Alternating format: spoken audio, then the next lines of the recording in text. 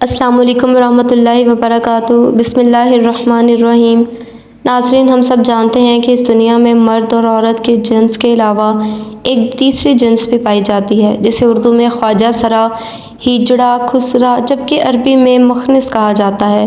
اب سوال یہ پیدا ہوتا ہے کہ اللہ پاک نے قرآن کریم میں اشرف المخلوقات میں شامل اس تیسرے جنس کو کیوں مخاطب نہ کیا؟ شادی شدہ جوڑے کون سی ایسی غلطی تخلیق کیے وہ عیب ہیں جو اللہ نے ان میں ایسے رکھے ہیں جیسے ہم بعض لوگوں کو انسانی اعضاء سے معذور پاتے ہیں۔ یہ نقائص امتحان کے لیے انسان میں رکھے جاتے ہیں۔ ایک انسان جو کہ معذور ہونے کے باوجود کامل عقل شعور رکھا ہے تو اس کا امتحان صبر کا امتحان ہے۔ خنثی مشکل یعنی جس شخص میں مرد و عورت کی علامت بالکل مساوی برابر ہوں، کسی لڑکے یا لڑکی کا نکاح شرعاً جائز نہیں۔ البتہ خشی غیر مشکل یعنی وہ خنثی کہ جس میں مردانہ قومی اور علامات غالبیت کرتے ہیں کہ ان کے ہاں خواجہ سرا پیدا ہو جاتے ہیں۔ کیا خواجہ سرا سے اسلام میں شادی کی اجازت دی گئی ہے؟ آئیے چلتے ہیں پہلے سوال کے جواب کی طرف۔ بے شک اللہ پاک ہی ساری کائنات کا خالق و مالک ہے، پھر ایسے کیسے ہو سکتا ہے وہ اپنی مخلوق میں اس تیسرے جنس کا ذکر نظر انداز کر دے؟ یہ محض ایک غلط فہمی ہے جو کہ مذہبی اور معاشرتی اکابرین نے ہمارے اندر پیدا کی ہوئی ہے۔ آئیے اس مسئلے کے حل کے لیے مشہور سائنسدان ہیری کلین فلٹر کی تھیوری کو دیکھتے ہیں۔ اس نے ایک بیماری دریافت کی جس کا نام اس نے اپنے نام پر یعنی کلین فلٹر سنڈروم رکھا۔ اس بیماری کے مطابق عورت اور مرد کی طرح خواجہ سرا کوئی تیسری جنس نہیں ہے بلکہ یہ ایک جسمانی بیماری ہے۔ اللہ تعالیٰ نے انسان کو مرد اور عورت کے ہی روپ میں پیدا کیا ہے، لیکن جس طرح دیگر پیدائشی بیماریوں کی وجہ سے بچہ اندھا، گونگا اور بہرا پیدا ہو سکتا ہے، تو اسی طرح کروموسومز ایکس اور وائی کی تعداد کے عدم مطابقت کی وجہ سے بچے کے جنس کا تعین بھی نہیں ہو پاتا، جس سے بچہ پیدائشی طور پر اب نارمل پیدا ہو جاتا ہے۔ ہر انسان میں 23 کروموسومز کے جوڑے پائے جاتے ہیں اور ہر جوڑا 2 کرومیٹن پر مشتمل ہوتا ہے۔ اس طرح مجموعی طور پر ایک انسان میں 46 کرومیٹن پائے جاتے ہیں۔ بعض اوقات کروموسومز کی تبدیلی کے وقت مردوں میں ایک زائد کرومیٹن ایکس پیدا ہوتا ہے۔ اس طرح مردوں میں 46 کے بجائے 47 کرومیٹن بن جاتے ہیں۔ سائنسدانوں کے مطابق ہر 500 میں سے ایک مرد یہ 47واں کرومیٹن پیدا کرتا ہے، اور بچے کی پیدائش کے وقت اگر یہی 47واں کرومیٹن کو باپ کی طرف سے ایکس ایکس یا ایکس وائی کی شکل ہوتا ہے۔ یہاں یہ بات واضح کر دیں کہ ماں کی طرف سے ہر صورت میں ایک ہی کروموسوم ایکس آتا ہے، جبکہ باپ کی طرف سے ایکس اور وائی دونوں میں سے کسی ایک نے آنا ہوتا ہے۔ لیکن اگر بدقسمتی سے باپ کی طرف سے ماں کو دونوں ایکس اور وائی کرومیٹن مل جائیں تو پھر وہ ماں کے ایکس کے ساتھ مل کر ایک ایسا بچہ پیدا کرتے ہیں کہ جس کی ساری زندگی سزا بچے اور ماں کو دی جاتی ہے، جبکہ یہ تحفہ تو باپ کا ہوتا ہے۔ لیکن اسلامی نقطہ نظر سے امام ابو الفرا توسی کتاب تحریم الفواحش میں حضرت ابن عباس رضی اللہ تعالیٰ عنہ سے ایک روایت نقل کرتے ہیں۔ حضرت ابن عباس رضی اللہ تعالیٰ عنہ نے فرمایا کہ ہیجڑے جنات کی اولاد ہیں۔ کسی نے حضرت ابن عباس رضی اللہ تعالیٰ عنہ سے دریافت کیا کہ یہ کیسے ہو سکتا ہے، تو آپ رضی اللہ تعالیٰ عنہ نے فرمایا کہ اللہ تعالیٰ اور اس کے رسول صلی اللہ علیہ وسلم نے آدمی کو حالت حیض میں بیوی سے مباشرت کرنے سے منع کیا۔ جب آدمی حالت حیض میں بیوی کے پاس آتا ہے تو شیطان عورت کی طرف آدمی سے پہلے پہنچ جاتا ہے۔ اس لیے ہمارے پیارے نبی حضرت محمد صلی اللہ علیہ وسلم نے فرمایا کہ جب تم میں سے کوئی اپنی بیوی کے پاس جائے تو دعا پڑھ لیا کرے، اور وہ دعا ہے: اللہ تعالیٰ کے نام کی مدد سے اے اللہ ہمیں شیطان سے محفوظ رکھ اور ہماری اولاد کو بھی شیطان کے شر سے محفوظ فرما۔ تو اس طرح شیطان انسان کو کوئی نقصان نہیں پہنچا سکتا۔ قرآن کریم کی سورۃ الشعراء میں اللہ اپنی حاکمیت بیان کرتے ہوئے ارشاد کرتا ہے کہ بے شک اللہ آسمان اور زمین کی حکومت اللہ ہی کے لیے ہے۔ وہ جو چاہتا ہے کرتا ہے، وہ جسے چاہتا ہے بیٹے عطا کرتا ہے اور جسے چاہتا ہے بیٹیاں، اور جسے چاہتا ہے ملا جلا کر عطا کرتا ہے، اور وہ جسے چاہتا ہے بے اولاد رکھتا ہے۔ وہ تو جاننے والا اور قدرت والا ہے۔ ہمارا یہ ایمان ہے کہ اللہ ہر چیز کا مالک ہے، وہ جو چاہتا ہے کرتا ہے اور کسی پر ظلم نہیں کرتا۔ آئیے اب تیسرے سوال کا جواب دیتے ہیں کہ ہجڑے سے شادی کی جا سکتی ہے یا نہیں۔ بات یہاں یہ ہے کہ ہجڑے کوئی الگ مخلوق نہیں ہے، بلکہ وہ بھی انسان ہی ہیں۔ خلقی اوصاف کے اعتبار سے ان میں سے بعض مردانہ اوصاف سے محروم ہوتے ہیں اور بعض زنانہ اوصاف سے۔ یہ انسان کی تخلیق کے وہ عیب ہیں جو اللہ نے ان میں ایسے ہی رکھے ہیں، جیسے ہم بعض لوگوں کو انسانی اعزاز سے معذور پاتے ہیں۔ یہ نقائص امتحان کے لیے انسان میں رکھے جاتے ہیں۔ ایک انسان جو کہ معذور ہونے کے باوجود کامل عقل شعور رکھتا ہے تو اس کا امتحان صبر کا امتحان ہے۔ خنثی مشکل یعنی جس شخص میں مرد و عورت کی علامت بالکل مساوی برابر ہوں، کسی لڑکے یا لڑکی کا نکاح شرعاً جائز نہیں۔ البتہ خشی غیر مشکل یعنی وہ خنثی کہ جس میں مردانہ قومی اور علامات غالب ہوں، تو شرع عامر و شمار ہونے کی وجہ سے اس کا کسی لڑکی سے نکاح، اور اگر اس میں زنانہ صلاحیتیں اور علامات غالب ہوں تو اس کا کسی مرد سے نکاح شرعاً بھی جائز اور درست ہوگا۔ ایک دفعہ ایک شخص باب العلم امیر المومنین حضرت علی رضی اللہ تعالیٰ عنہ کی بارگاہ میں حاضر ہوا اور عرض کرنے لگا، اے امیر المومنین، میرا بھائی ایک خواجہ سرا کی محبت میں گرفتار ہو گیا۔ جب ہم نے اس کو اس مکروہ عمل سے باز رکھنے کی کوشش کی تو اس نے اس ہجڑے سے شادی کر لی۔ اب آپ بتائیے کیا یہ نکاح جائز ہے؟ جب یہ معاملہ حضرت علی رضی اللہ تعالیٰ عنہ کے سامنے پیش کیا گیا تو آپ رضی اللہ تعالیٰ عنہ نے خواجہ سرا سے دریافت کیا کہ تمہاری مشابہت مرد کی طرح ہے یا عورت جیسی ہے؟ خواجہ سرا نے بتایا کہ مجھ میں مرد اور عورت دونوں کی خصوصیت پائی جاتی ہے، مجھے ماہواری بھی آتی ہے اور میں مردوں کی طرح بھی زندگی گزارتا ہوں۔ ایک دفعہ یہودیوں کی ایک جماعت حضرت علی رضی اللہ تعالیٰ عنہ کے پاس آئی اور وہ حضرت علی رضی اللہ تعالیٰ عنہ کے علم اور دانائی کے مقام سے واقف تھے۔ وہ نادان یہ سوچ کر آئے تھے کہ اگر کسی طریقے سے وہ حضرت علی رضی اللہ تعالیٰ عنہ کو علمی بنیاد پر شکست دے دیں تو اس سے مسلمانوں کو شرمندگی ہوگی اور ہر طرف ہمارا ڈنکا بجنے لگے گا۔ اس یہودی جماعت نے بھی یہ منصوبہ بنایا کہ ہم نہ صرف آپ سے سوال کریں گے بلکہ آپ سے سوال آپ کی کتاب یعنی قرآن مجید سے نہیں بلکہ اپنی کتاب یعنی تورات سے کریں گے۔ اس جماعت نے من ہی من یہ سوچ لیا تھا کہ اگر حضرت علی رضی اللہ تعالیٰ عنہ ہماری شرائط کے مطابق تورات سے جواب دینے پر راضی ہو بھی جاتے ہیں تو یہی ہماری جیت ہوگی۔ لیکن کیسے؟ ناظرین، یہودیوں کی اس جماعت کا ماننا کچھ یوں تھا کہ حضرت علی رضی اللہ تعالیٰ عنہ بہرحال حضرت محمد صلی اللہ علیہ وسلم کے ماننے والے ہیں اور حضرت محمد صلی اللہ علیہ وسلم پر قرآن پاک نازل ہوا، تو یہ بات ممکن نہیں کہ حضرت علی رضی اللہ تعالیٰ عنہ کسی صورت تورات کے سوالوں کا جواب تورات سے ہی دے سکیں۔ ناظرین، یہودیوں اس کی جماعت کا سربراہ جس کا نام راس الجالوت تھا، اس کی زیر قیادت یہ جماعت حضرت علی رضی اللہ تعالیٰ عنہ کے پاس آئی تھی۔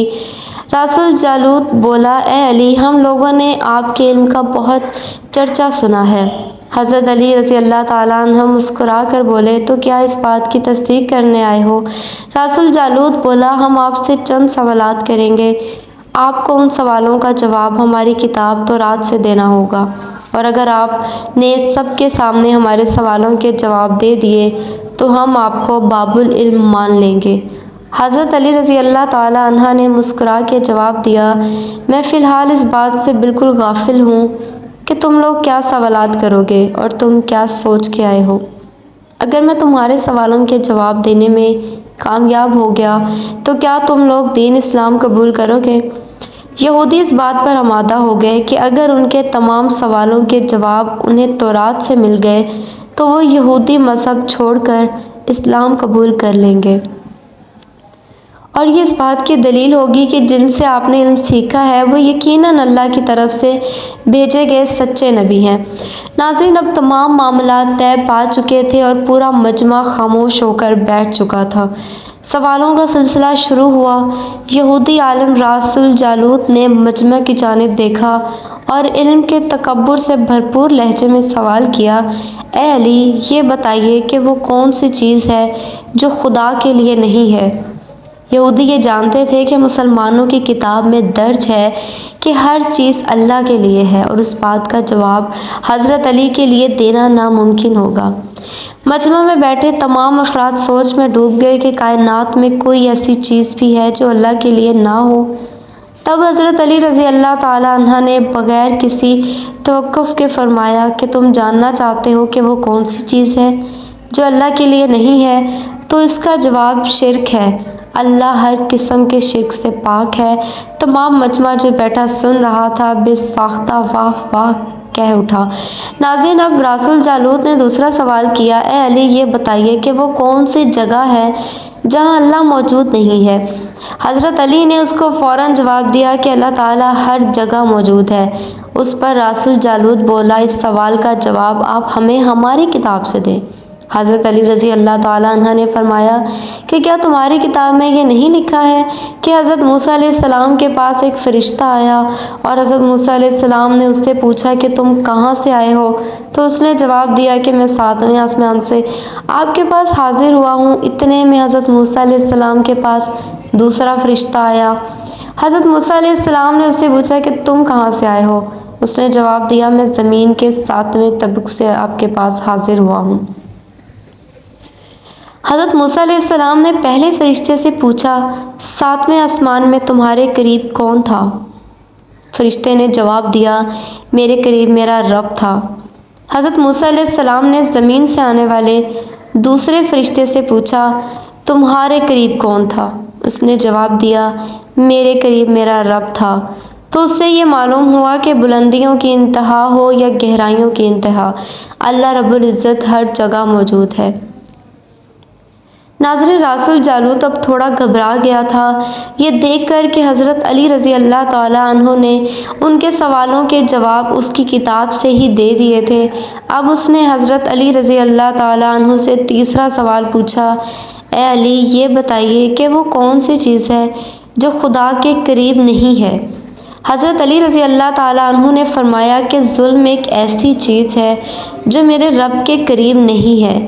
ناظرین، اب راس الجالوت نے پے در پہ شکست کھانے کے بعد اپنے سوالوں کا زاویہ بدل لیا۔ اب اس نے علمی سوال کے بجائے تاریخی اور سائنسی سوالوں کی طرف اپنا رخ موڑ لیا اور بہت ہی تکبر بھرے انداز میں اس نے پوچھا، اے علی، اس چشمے کا نام بتائیں جو زمین پر پہلی مرتبہ جاری ہوا۔ حضرت علی رضی اللہ تعالیٰ عنہ بولے کہ اس چشمے کو چھوڑو، پہلے بتاؤ کہ تمہارے دل میں کیا ہے؟ اور تمہارے دل میں یہ ہے کہ وہ چشمہ بیت المقدس کی ایک چٹان کے نیچے ہے۔ راس الجالوت کے منہ سے بے ساختہ ہاں نکلا تو حضرت علی بولے کہ آج اپنی اصلاح کر لو، کیونکہ زمین پر بہنے والا پہلا چشمہ وہ نہیں جسے تم لوگ سمجھتے ہو، بلکہ زمین پر بہنے والا پہلا چشمہ وہ ہے جس سے حضرت خضر علیہ السلام نے پانی پیا، اور یہی وہ چشمہ ہے جس سے آب حیات جاری ہوا۔ ناظرین، راس الجالوت اب مزید گھبرا گیا تھا۔ اس نے اس گھبراہٹ میں حضرت علی رضی اللہ تعالیٰ عنہ سے ایک اور تاریخی سوال کیا، اے علی، یہ بتائیے کہ وہ کون سا پتھر ہے جو آسمان سے پہلی دفعہ اتارا گیا؟ حضرت علی رضی اللہ تعالیٰ عنہ نے جواب دینے سے پہلے ایک جملہ کہا، یقیناً تم لوگوں کے ذہنوں میں پہلا پتھر وہ ہے جو بیت المقدس میں نصب ہے، لیکن تم اس بات کو کیوں بھول جاتے ہو کہ خانہ کعبہ بیت المقدس سے کہیں پرانا ہے اور حجر اسود اسی وقت نصب کیا گیا جب خانہ کعبہ پہلی دفعہ تعمیر ہوا تھا، اور وہی پہلا پتھر ہے۔ یہودی آپ کے جوابات سن کر ہمت نہ کر سکے کہ انہیں غلط قرار دے، کیونکہ آپ ان کے جوابات انتہائی دلیل کے ساتھ دے رہے تھے اور ان کی اصلاح بھی کرتے جا رہے تھے۔ اب کی بار راس الجالوت نے ایک سائنسی سوال پوچھا۔ اس نے پوچھا، یہ بتائیے کہ وہ کون سی چیزیں ہیں جو مسلسل کم اور زیادہ ہوتی رہتی ہیں۔ حضرت علی رضی اللہ تعالیٰ عنہ بغیر کسی توقف کے بولے کہ تم اپنے ماہ و سال پر غور کرو تو تمہیں خود ہی اس سوال کا جواب مل جائے گا۔ راس الجالوت نے پوچھا، وہ کیسے؟ آپ نے فرمایا، کوئی دن اگلے دن کے برابر نہیں ہوتا، اسی طرح گزشتہ رات اگلی رات کے برابر نہیں ہوتی۔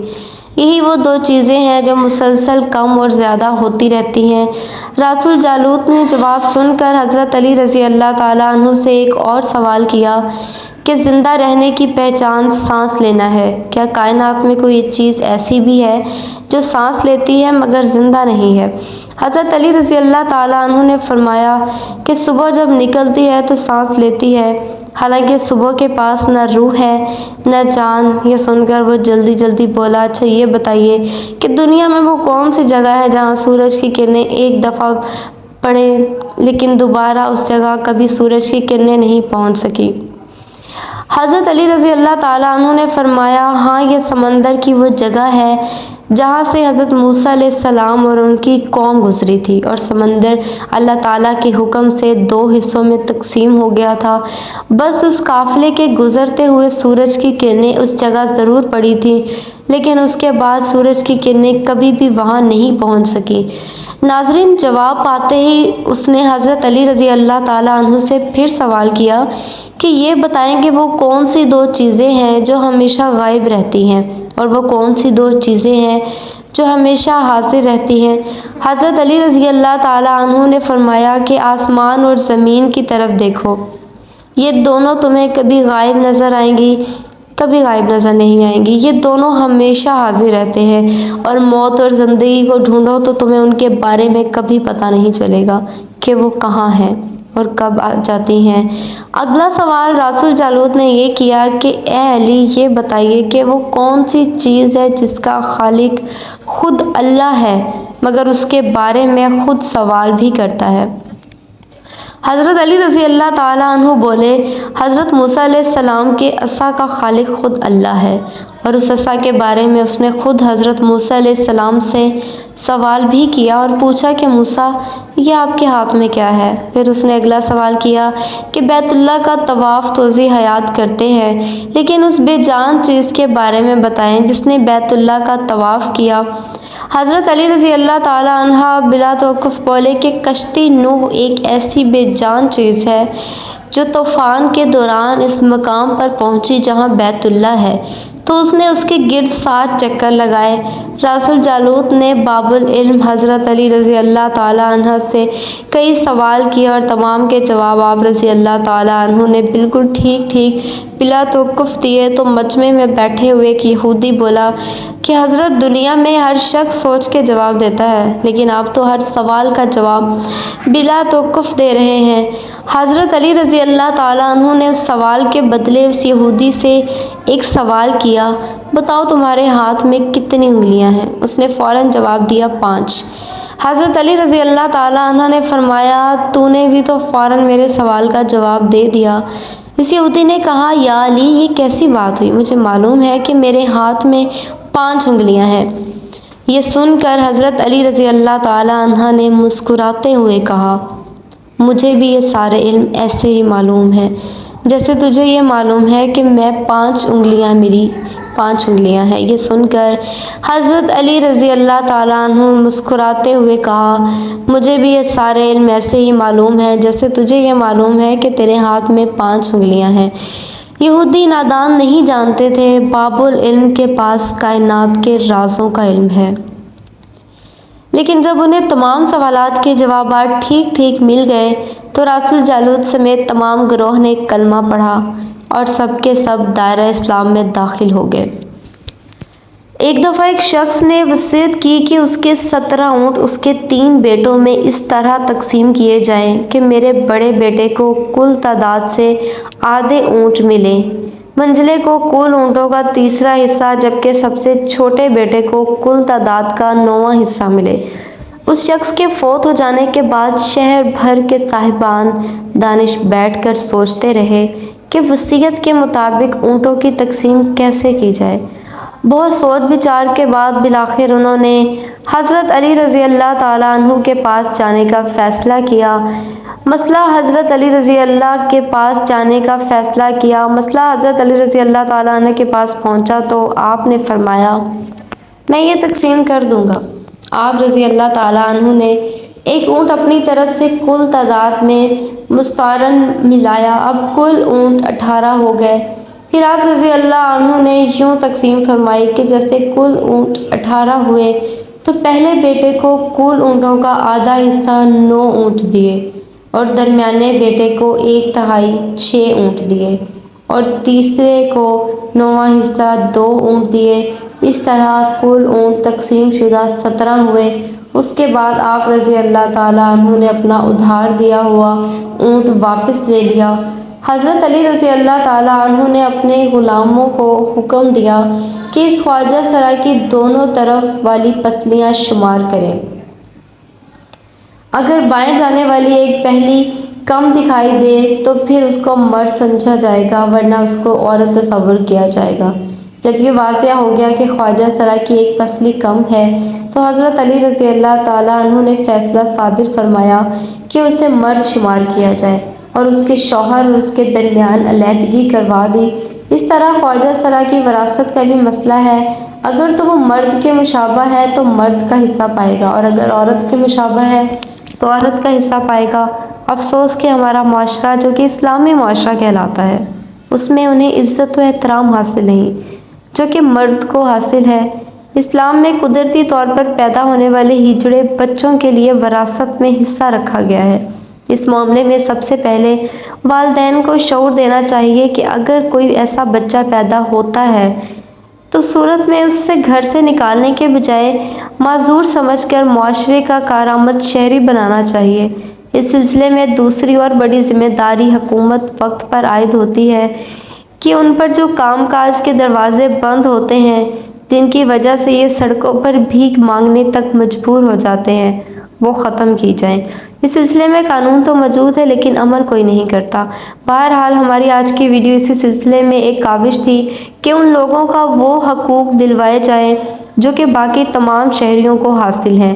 میری آپ سب سے درخواست ہے کہ خواجہ سرا کو تحقیر کی نظر سے دیکھنے کے بجائے ان کو بھی عزت اور احترام دیا کریں جیسے کہ معاشرے کے دوسرے تمام افراد کو حاصل ہے۔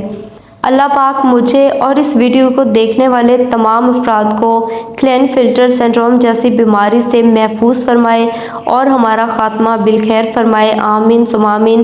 ناظرین کمنٹ باکس میں اللہ تعالیٰ کے 99 ناموں میں سے ایک نام ضرور ٹائپ کیجیے گا۔ شکریہ۔